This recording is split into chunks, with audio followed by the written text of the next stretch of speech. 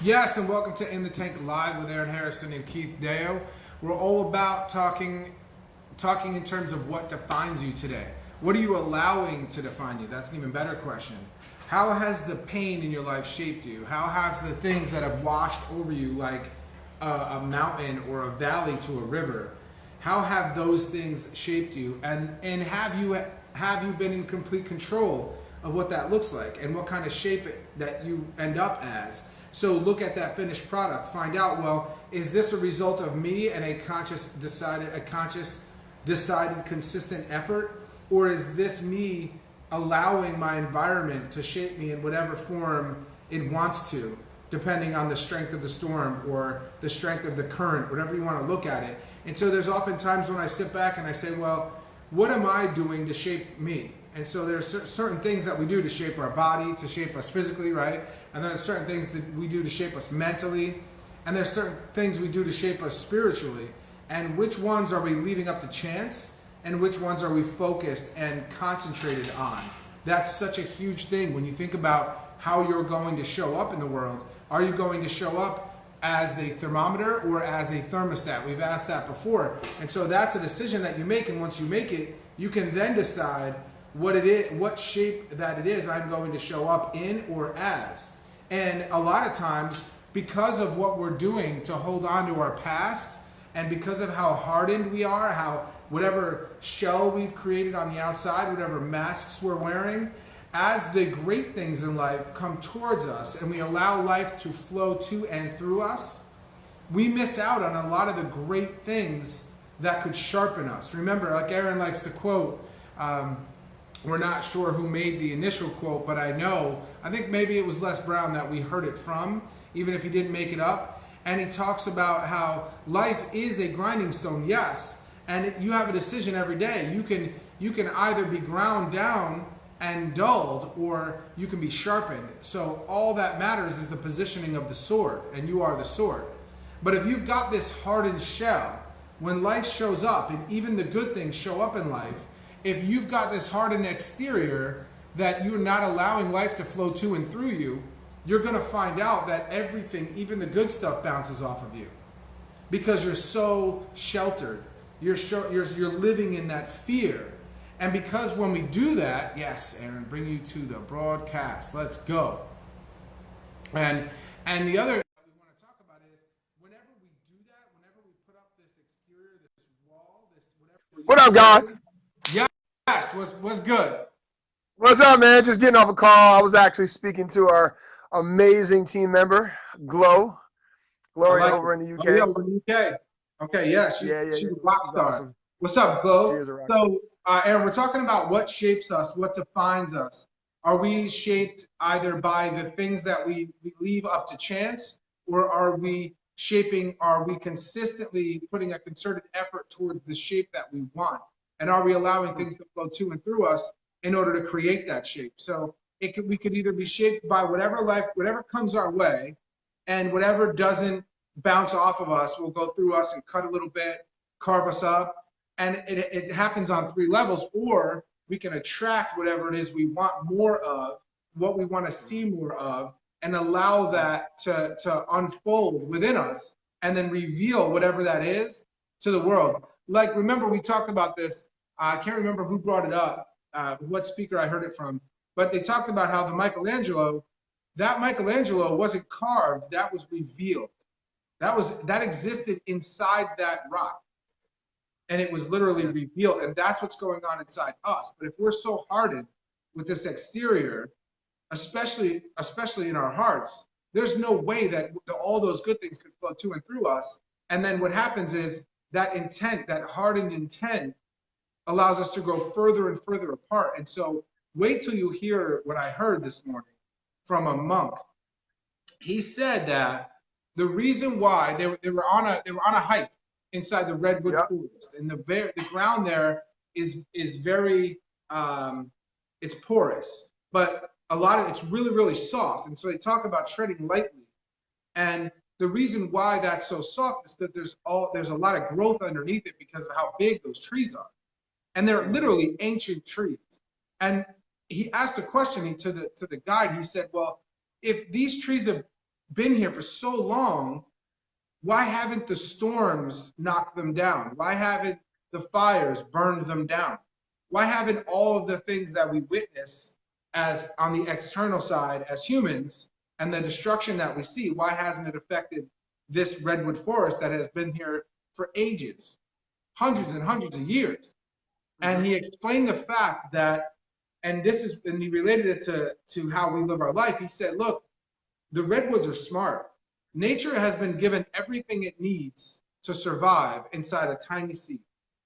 And so for us, we can learn a lot from nature. We talk about that a lot. That's why we feel so grounded. So many of us that are in alignment feel so grounded out in nature. Pick a portion of nature and find it, because whatever that is that's grounding you, it's been there for longer than you. So there's lessons to be learned. There's energy to be gained. And he said that the redwoods, when they grow, they don't only grow down, they don't only grow deep into the ground, but they also go across. And what happens is there's hundreds and thousands of trees. Well, they interroot, they interconnect, they lock roots. And so when one tree locks on, it doubles its strength. It compounds the strength of another. And even the youngest of redwoods, when they're planted, when they germinate, when they finally break through the ground, their roots are shallow, but they're connected to the larger redwoods immediately. And Wow. and the reason why they can do that is because they've got one purpose: thrive and survive, no matter what. They're not showing up by chance. And so when he said that, as humans, the more we can do that, the more we can understand what our actual roots are. Now, we aren't connected to the ground, we aren't rooted deep into the soil, but we've been given the same ability within our hearts. And when we can grow together from a place of love, absent of all fear, that's similar to the redwood tree. And we can survive any storm. And then it was like one of those moments where I was like, yeah. I'm sending people. Well, yeah. So to go back a couple points, right, and we'll finish with that redwood story. The one thing that came to mind as we're thinking about what defines us, right? You know, I talked a little bit about that with the kids yesterday, and then I also talked with my clients in the morning yesterday in regards to positioning yourself, right, and being able to take full advantage of what's going on in life, right? And if you look at everything, positioning it to make sure that it sharpens you versus dull you is your only goal, really. I mean, if you think about it, anything you do in life is like, okay, this needs to better me, not destroy me. Like that's the survival mechanism, right? So as we go through that process, my father always said, adjust, readjust, and adjust again. And the first thing that comes to mind with that is an amoeba, right? You got to be an amoeba, right? You got to be an amoeba. You have to be able to adjust and flow like water, right? If you notice water will never be stopped. If there's a decline in pitch, it will find its way to weave and bob and weave through the situation to get to where it's going, right? And where it's flowing. And so as a human being, we forget the fact that we're made of majority water, right? And so if we create a dam in our body, which is what you're talking about, and we harden ourselves, then we're not going to be able to flow fluently. You ever try to get a piece of ice into a small hole? It doesn't work, right? You got to melt it. You got to get it back to its original form of water, right? So think about that in your life. If you have something that's hardening you at the moment, allow it to break down your vulnerability. Allow it to allow you to get back to that water flowing form, that fluid form in alignment, so that things can flow through you and not stop with you, right? A lot of times when we get on challenges and we get obstacles and things like that, that hardened us. That makes us want to feel hard and brolic, right? And that's, and that's what our biggest fear is right?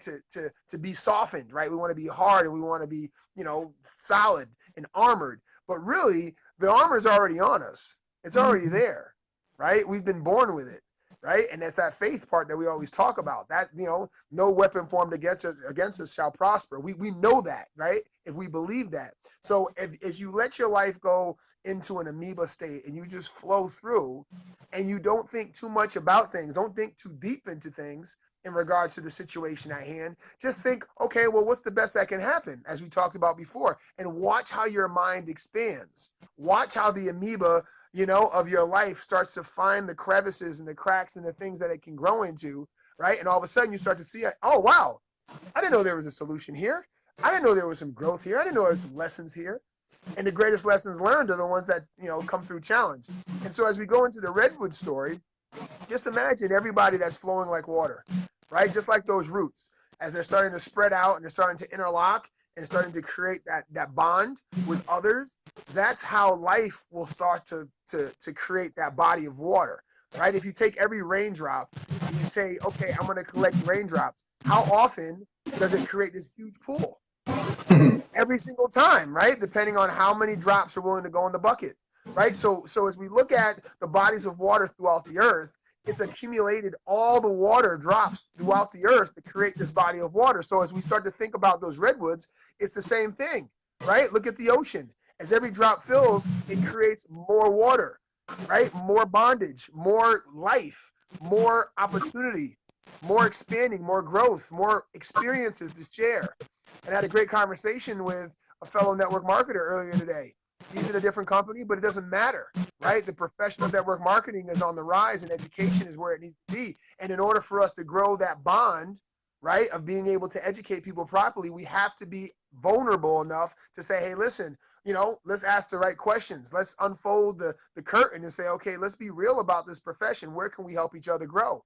And we're able to do so. And so just think about that. Fluid is water. Connect and bond just like those redwoods and those trees to make sure that you can withstand the storms that are going to come, because those are guaranteed, right? Nobody could have predicted whether or not that storm was going to hit Florida or not. We just knew it was going to show up because the seasons are there, right, for the possibility for it to happen. But people were preparing, right? People were getting ready. And I'm sure there was a few people that wish they would have got ready a little sooner. Maybe some of those islands I got here earlier. But the long and skinny of the story is that we can form into whatever it is that we've been designed to form into if we're willing to be revealed, right? Like we talk about. It's not about becoming as much as it is revealing, because we've already been made. And I think that for me is where the interlocking of this knowledge that we're collecting now and how valuable it is to share that with the world.